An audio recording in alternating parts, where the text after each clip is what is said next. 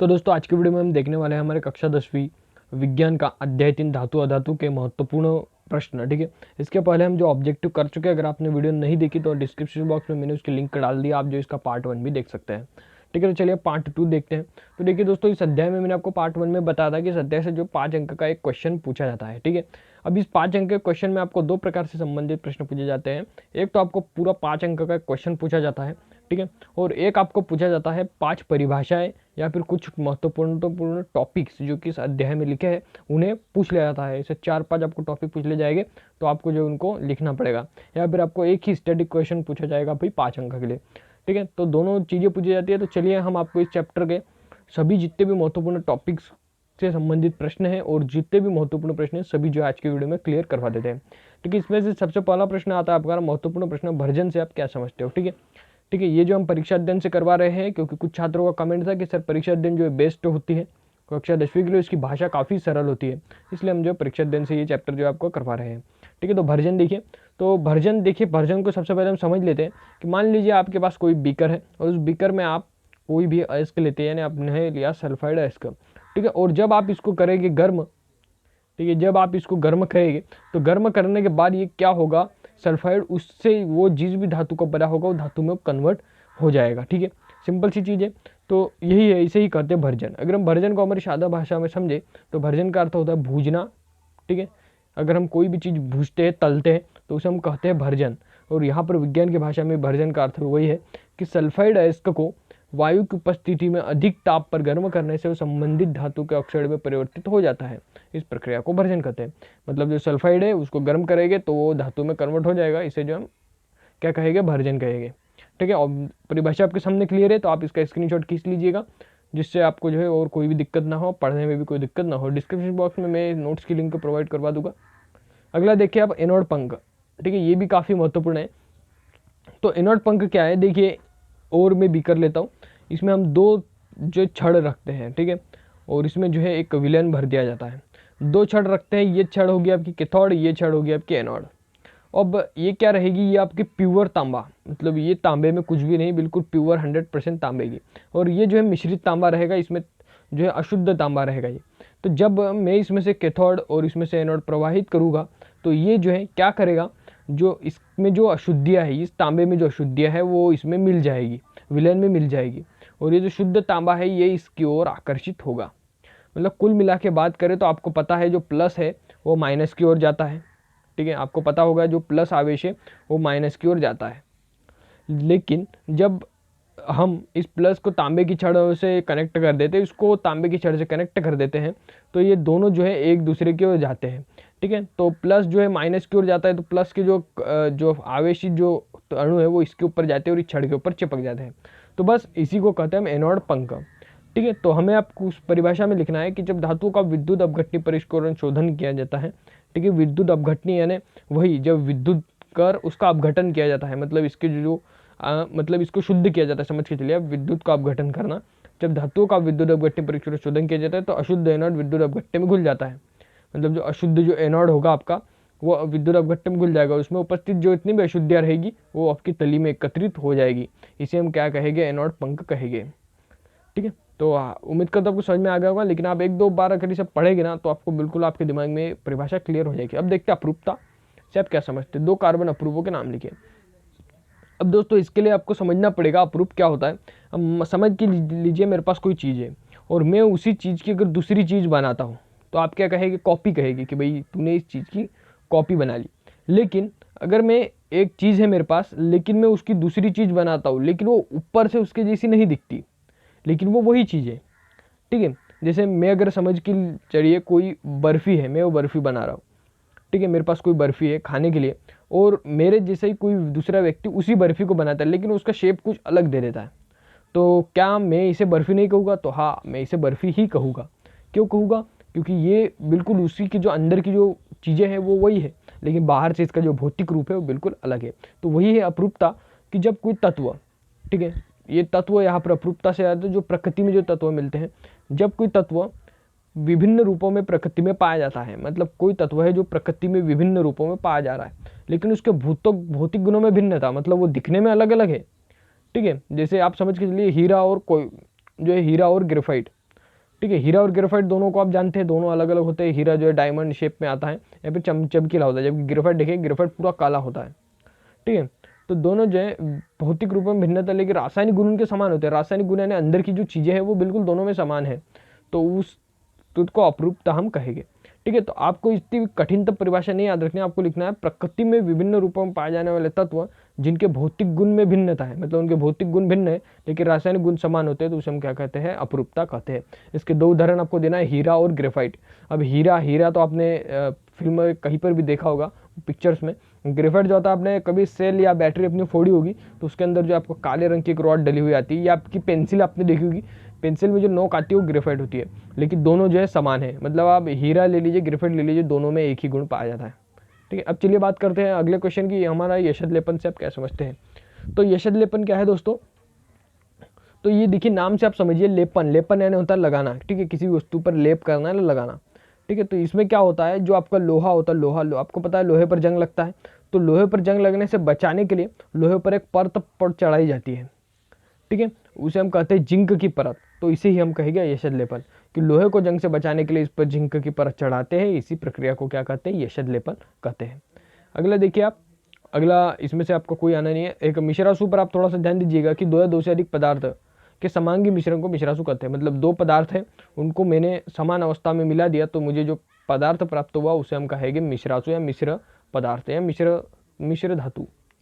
ठीक है। चलिए अगला बात करते हैं आघातवर्धन तन्य की। तो ये दोनों मैंने आपको बताया था। मान लीजिए मेरे पास लोहा है, इस लोहे को मैं अपने हैमर से जो है पीटता हूँ, तो ये लोहा जो है फैल जाता है। ठीक है। जब कोई लोहा है उसे जब मैं पीटूंगा, या कील को अगर मैं पीटूंगा, तो क्या करेगा, फैल जाएगा।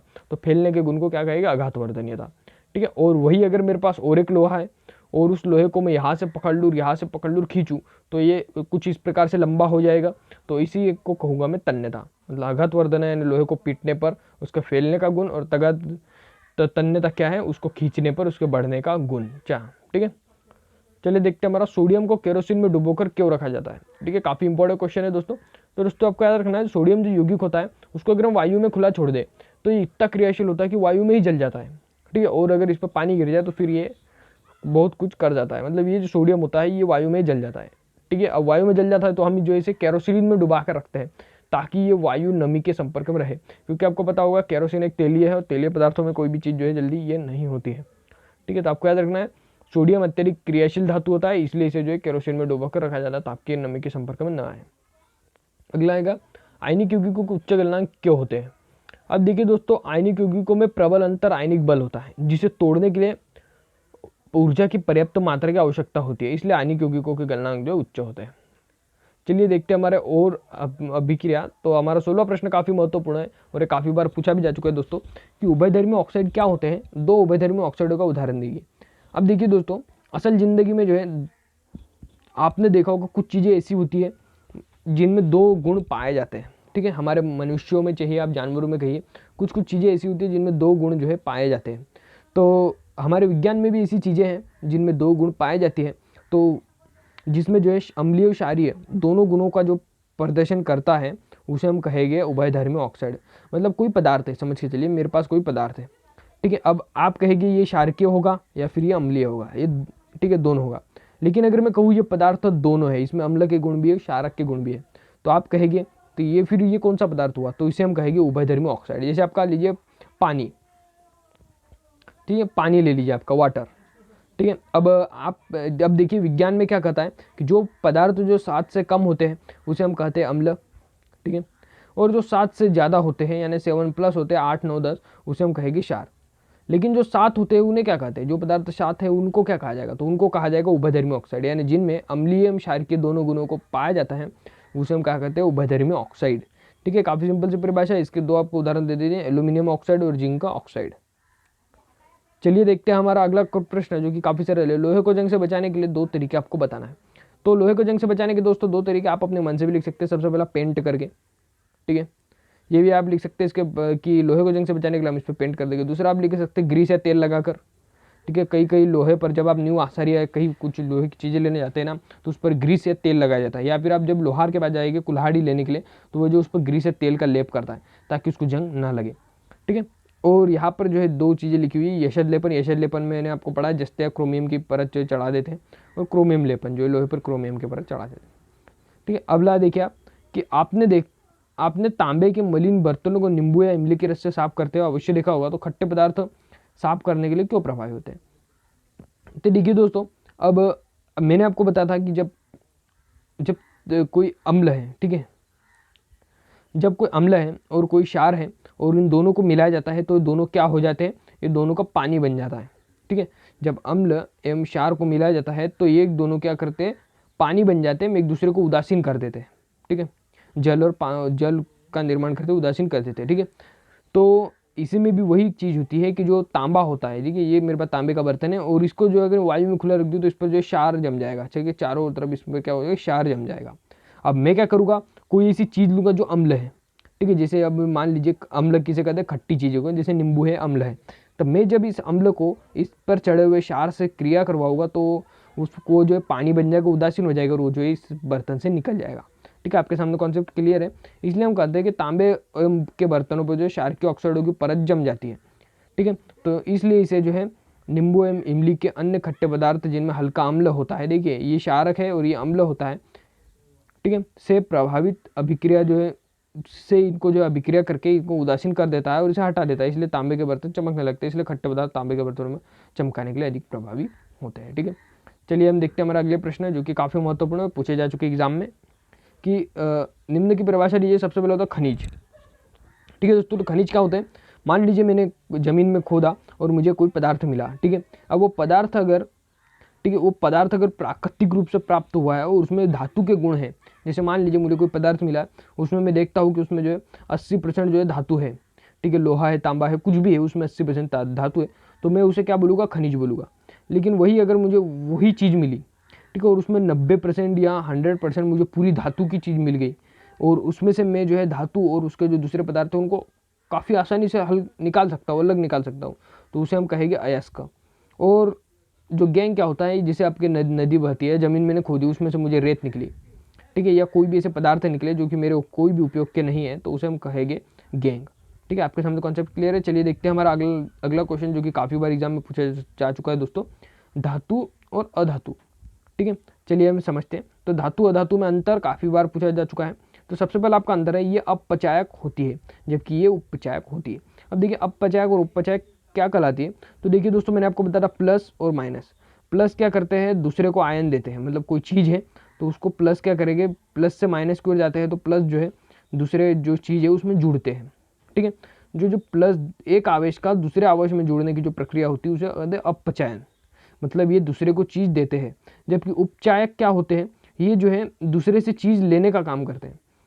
ठीक है, तो धातुएं क्या करती है, इलेक्ट्रॉन जो है देने का काम करती है और धातुएं जो है इसे लेने का काम करती है।